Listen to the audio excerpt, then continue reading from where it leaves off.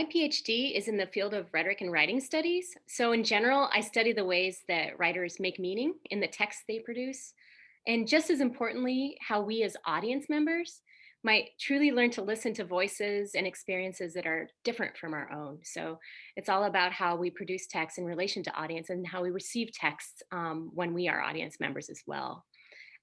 My specific research, though, explores the ways writers in diverse global contexts transform written English in their efforts to describe and change their worlds. Um, though my ethnographic research focuses specifically on the writing practices of Islamic feminists and how they write towards social justice using English in Indonesia, I'm convinced that all writers transform English as they seek to understand and write the world, whether they write within US borders or beyond. So here at MCLA or in Indonesia. The courses I teach, from first year writing to the story of English to writing women to the writing associate workshop and the personal essay, are firmly grounded in this belief that the local is global. And that we as global citizens must learn to negotiate diverse voices and audiences as we seek to rewrite our world. Though all of my courses seek to connect local to global, one of my courses, Story of English, addresses my body of research specifically. So in this course, we explore how English is a living language that twists and turns and expands with each new voice that uses it, including your own as students here at MCLA. All languages, research shows, both reflect and help shape the communities that engage with them. And English's long history and its global influence has made it a really diverse and fluid language. That's not to say, of course, that this linguistic diversity and language shift has always been welcomed by those who have power to define good English. English, history shows, can connect communities and it can divide them too. So in the story of English, we examine English's role as the global language of power, all the way from the Anglo-Saxon era to today's digitally connected world. And we look at the ways it's been continually transformed by the diverse communities that use it.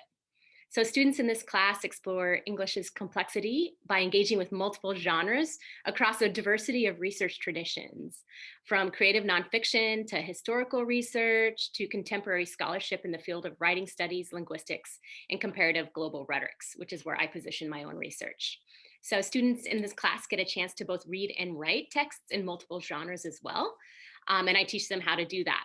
And in so doing, they too are invited to try on new voices and thus to transform English. So to understand the many voices with which we might write and to truly listen to voices that differ from our own, we need to understand how our intersecting identities affect who we are as writers and audience members.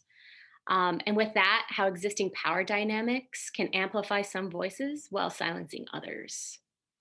Feminist rhetoric and feminist theory and literature more generally plays an important part in all of my courses because it teaches us how to acknowledge both existing power relationships and the possibility that by including new voices, we might expand what it means to write and read the world.